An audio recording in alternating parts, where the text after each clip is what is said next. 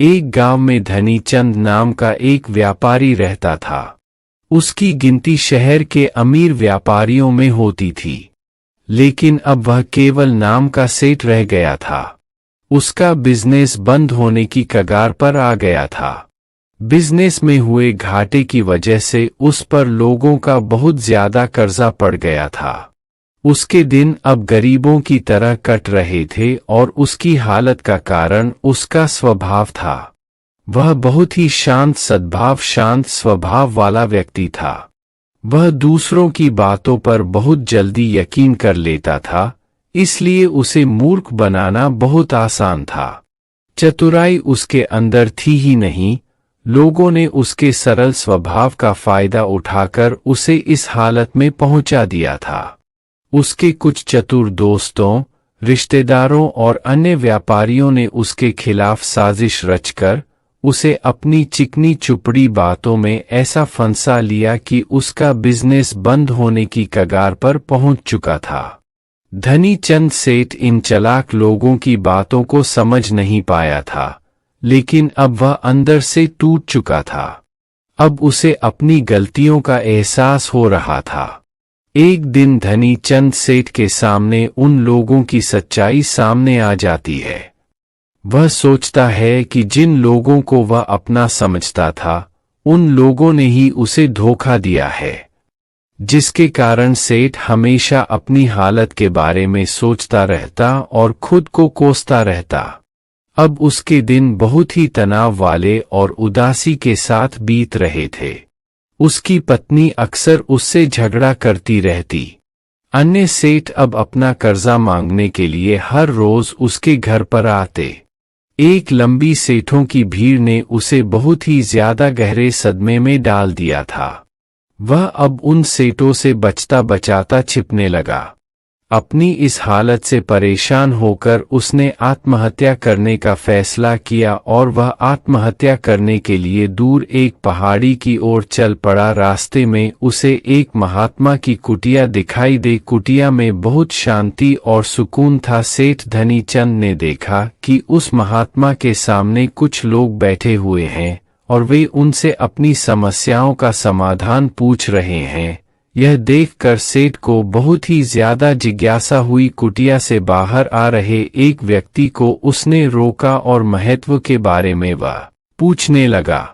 उस व्यक्ति ने सेठ धनीचंद की ओर देखा और कहा कि वह महात्मा आसपास के सभी गांवों, कस्बों और शहरों में बहुत ही ज्यादा प्रसिद्ध है। वह बहुत ही अधिक बुद्धिमान है। वह लोगों की बड़ी बड़ी समस्याओं को चंद मिनटों में सुलझा देते हैं। वह लोगों के मन की बात जानने और उनके झूठ को पकड़ने में माहिर है, क्योंकि उन्होंने मानव स्वभाव के बारे में गहराई से अध्ययन किया है और इसे समझने में उन्होंने महारत हासिल की है। वह किसी को भी अपनी बात पर सहमत करने के लिए चुटकियों में सहमत कर लेते हैं, इसलिए उन्हें चतुर बाबा के नाम से भी जाना जाता है। वह व्यक्ति सेठ धनीचंद की ओर देखकर कहता है, अगर आपको भी कोई समस्या है तो आप उनसे समाधान पूछ सकते हैं। यह कहकर वह व्यक्ति वहां से चला जाता है। इसके बाद वह सेठ चुपचाप लोगों की भीड़ में बैठ गया और अपनी बारी आने का इंतजार करने लगा। भीड़ को खत्म होने में शाम हो गई। अब सेठ की बारी थी। उसने महात्मा को प्रणाम किया और दुखी मन से अपनी सारी घटना के बारे में बता दिया। वह महात्मा सेठ की बातों को बहुत ध्यानपूर्वक सुन रहे थे और फिर शांत स्वर में उत्तर दिया, इंसान को इतना शरीफ नहीं होना चाहिए कि वह हर किसी की बातों पर विश्वास कर ले और जो लोग कहे वही करना शुरू कर दे। हर व्यक्ति के अंदर इतनी समझ और चतुराई का होना बहुत जरूरी है, इसलिए नहीं कि वह दूसरों का फायदा उठा सके या उन्हें बेवकूफ बना सके, ताकि वह खुद को दूसरे चतुर लोगों की चालों से बचा सके, खुद को नुकसान से बचा सके और दूसरे जरूरतमंद लोगों की मदद कर सके। इतनी बातें कहने के बाद महात्मा अब कहते हैं कि अब मैं आपको समझाऊंगा कि आप लोगों से जो चाहते हैं वह कैसे प्राप्त कर सकते हैं। तुम्हें कुछ ऐसे तरीके सिखाऊंगा जिनका उपयोग तुम लोगों और परिस्थितियों को नियंत्रित करने के लिए कर सकते हो। इसके अलावा तुम्हें यह भी पता चल जाएगा कि धोखेबाज लोगों को कैसे पहचानें और उनसे खुद को कैसे बचाएं। एक साधारण व्यक्ति कैसे समझदार व्यक्ति बन सकता है। ध्यान रहे, जो मैं यहां तुम्हें सिखाने वाला हूं उसका इस्तेमाल किसी गलत काम के लिए नहीं करना, लेकिन अपनी और दूसरों की सुरक्षा के लिए बस मेरी बातों को ध्यान से सुनो। हम जिस दुनिया में रहते हैं वहां आपको कुछ लोग चतुर मिलेंगे जो अपनी आजीविका चलाने के लिए भोले भाले लोगों का इस्तेमाल करते हैं। अब आप इन लोगों को कैसे पहचानते हैं जो अधिक बातें समझते हैं? आपको उन लोगों पर ध्यान देना चाहिए क्योंकि ये लोग विश्वास की कमी को पूरा करने के लिए बहुत सारे शब्दों का उपयोग करते हैं। आपको उन पर ध्यान देने की कोई आवश्यकता नहीं है क्योंकि वे अपने झूठ की वजह से आपको बेवकूफ बनाने की कोशिश करते हैं। जो लोग एक ही बात को बार बार कहते हैं वह झूठे हो सकते हैं। ऐसे लोगों के कई उदाहरण हैं ताकि आप उनकी चिकनी चुपड़ी बातों पर भरोसा कर सके। जिस व्यक्ति से आप बात कर रहे हैं उसे जानने का असली तरीका यह है कि आपको वह जो कुछ भी कहते हैं उसे एक बार दोबारा अवश्य सुने। जिस तरह से वे अपनी कहानी सुनाते हैं उससे आपको पता चल जाएगा कि वह सही है या नहीं। दूसरी बात, यदि आप किसी ऐसे व्यक्ति को जानते हैं जो दूसरों से झूठ बोलता है तो आप उस पर कभी भी भरोसा ना करें, क्योंकि जो व्यक्ति दूसरों से झूठ बोलता है वह निश्चित रूप से आपसे भी झूठ ही बोलेगा। साथ ही आपको ऐसे लोगों से सावधान रहना चाहिए जो दावा करते हैं कि उनके पास पहले बहुत पैसा था जो अब डूब गया है, जिससे पता चलता है कि जिससे आप बात कर रहे हैं वह झूठ बोल रहा है। हाँ, ऐसा हो सकता है कि एक बार उसके पास पैसा था लेकिन अब वह है दिवालिया हो चुका है। बुद्धिमानी इसी में है कि ऐसे व्यक्ति को कभी भी पैसों से समझौता नहीं करना चाहिए। जो व्यक्ति खुद के पैसे को संभालने में कमजोर हो सकता है उस व्यक्ति से सलाह लेना बुद्धिमानी नहीं है। आपको ऐसे अयोग्य लोगों से भी सावधान रहने की आवश्यकता है, क्योंकि अगर कोई व्यक्ति महत्वपूर्ण चीजों की देखभाल करने में सक्षम नहीं है तो ऐसे लोग अपने बिजनेस या काम को संभाल नहीं सकते हैं। एक समझदार व्यक्ति अपनी जरूरी समस्याओं पर अधिक ध्यान देता है, बेकार की चीजों पर नहीं। एक और वह व्यक्ति जो हमेशा अपनी बात दोहराता है और बार बार कसम खाता है वह व्यक्ति झूठा होता है। इसलिए ऐसे व्यक्तियों पर भी कभी भरोसा नहीं करना चाहिए। दूसरी ओर, अगर आप चाहते हैं कि कोई व्यक्ति आपके साथ अच्छा व्यवहार करें तो आपको हमेशा अपनी इच्छा के अनुरूप परिणाम मिलेंगे, जो कि गलत है। आपको हमेशा एक बात याद रखनी चाहिए कि लोग वही चाहते हैं जो उन्हें कभी नहीं मिल सकता। इसलिए अगर आप ऐसा चाहते हैं कि किसी काम को पूरा करने के लिए आप उसे बार बार करें और आप उसे हासिल कर सकते हैं जो खुद फायर नहीं जा सकता, इसके लिए तुम्हें 2 नियमों पर ध्यान देना होगा। पहला नियम, जिस व्यक्ति को आप अपने वश में करना चाहते हैं उसे वह दे जो वह चाहता है या फिर जिसे वह हासिल करना चाहता है। दूसरा नियम, उस व्यक्ति को तब तक देखें अब जब तक वह आपके नियंत्रण में आ जाता है। तो देखिए कितना दुख होता है जब आप उसे वह देना बंद कर देते हैं जो वह चाहता है। जब भी आपको लगता है कि वह आपको हल्के में ले रहा है, इसलिए जो आपने उसे दिया था उसे वापस ले लें। यह बात उस व्यक्ति को एक कमी और खालीपन का एहसास कराएगी जिससे वह आपकी बात दोबारा सुनने को तैयार हो जाएगा।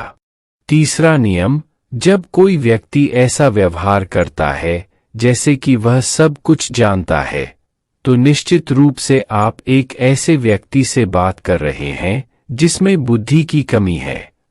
सच तो यह है कि जो व्यक्ति यह मानता है कि वह कुछ नहीं जानता, वह अंततः सबसे बुद्धिमान होता है और जीतता है।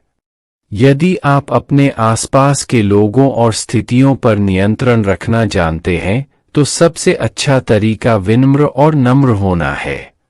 इससे पता चलता है कि आप बाहर के लोगों से झगड़ा नहीं करना चाहते हैं। अपनी शारीरिक भाषा को विनम्र रखें।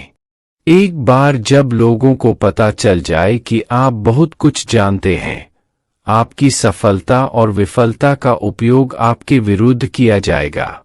आपकी असफलता पर आपका अपमान होगा और आपकी सफलता पर लोग आपसे नफरत करने लगेंगे। और जब आप लोगों के सामने यह दिखाते हैं कि आप सब कुछ जानते हैं, तो लोगों को समझाने की तरकीब अधूरी रह जाती है। लोग आप पर उनका उपयोग करने का आरोप लगा सकते हैं और वे आपको अपनी योजना के साथ आगे बढ़ने का मौका दिए बिना ही मना कर देंगे। लोग हमारे निर्दोष, अज्ञानी और विनम्र होने के कारण हम पर संदेह नहीं करते हैं कि हम उनसे काम ले रहे हैं। जो व्यक्ति अपनी भावनाओं और जज्बातों को छुपाने में माहिर होता है, वह दूसरे लोगों को आसानी से अपने वश में कर सकता है। जब लोगों को लगेगा कि आप विनम्र हैं और झगड़ालू स्वभाव के नहीं हैं, तो वे आगे आकर आपकी मदद करना चाहेंगे और शायद तब वे आपको अपने बारे में जानकारी देंगे जिसका उपयोग आप उन्हें नियंत्रित करने के लिए कर सकते हैं।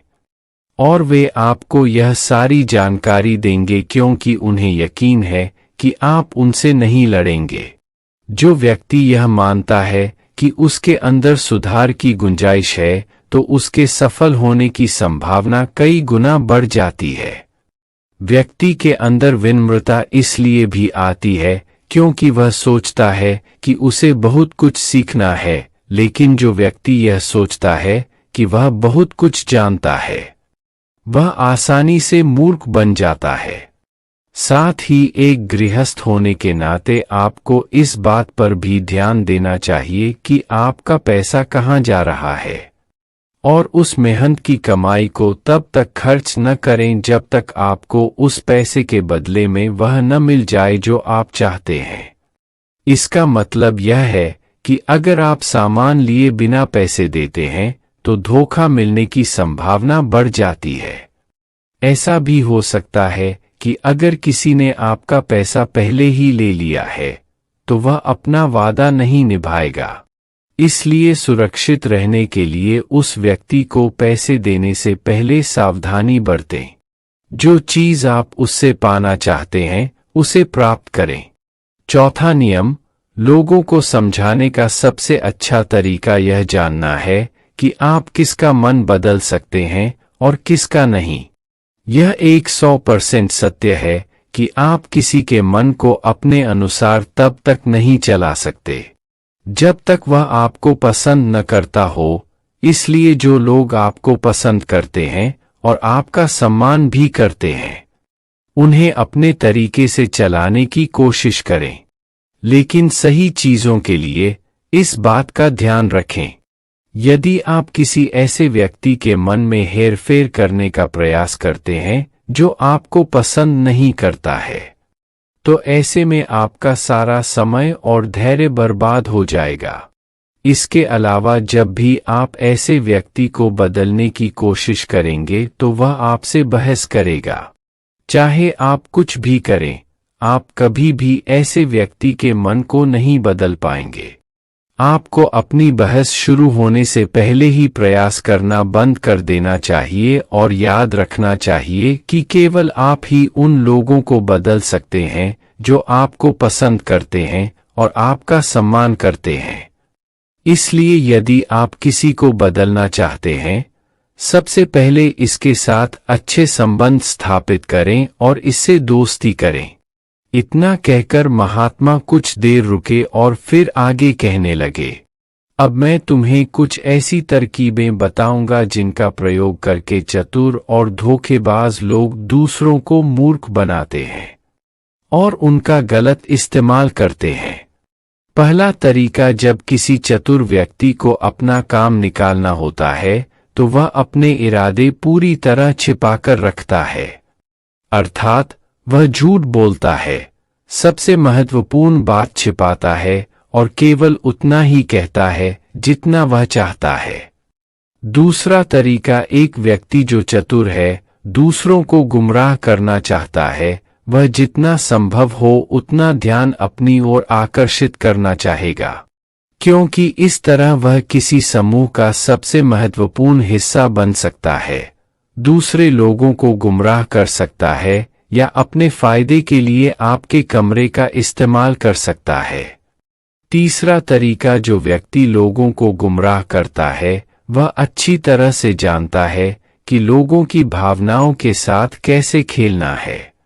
वह अलग अलग मौकों पर अपने लाभ के अनुसार अलग अलग भावनाएं व्यक्त करता है, लेकिन केवल दिखावा करने के लिए।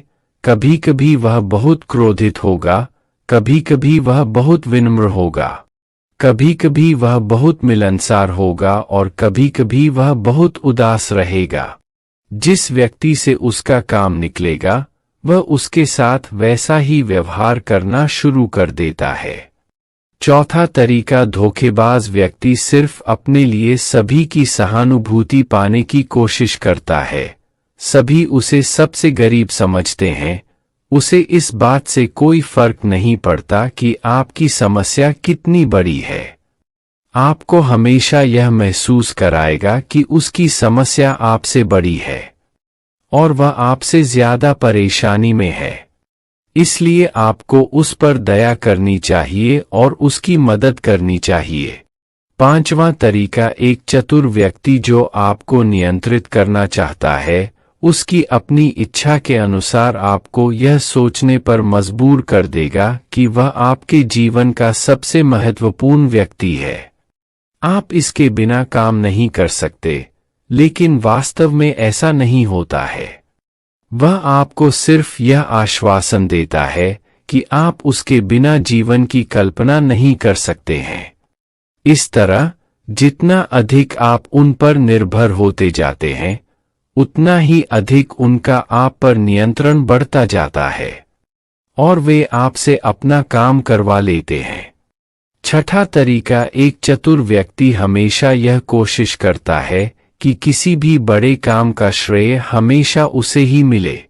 तारीफ तो उसकी ही होनी चाहिए, चाहे कोई कुछ भी करे, लेकिन तालियां सिर्फ उसके लिए हैं।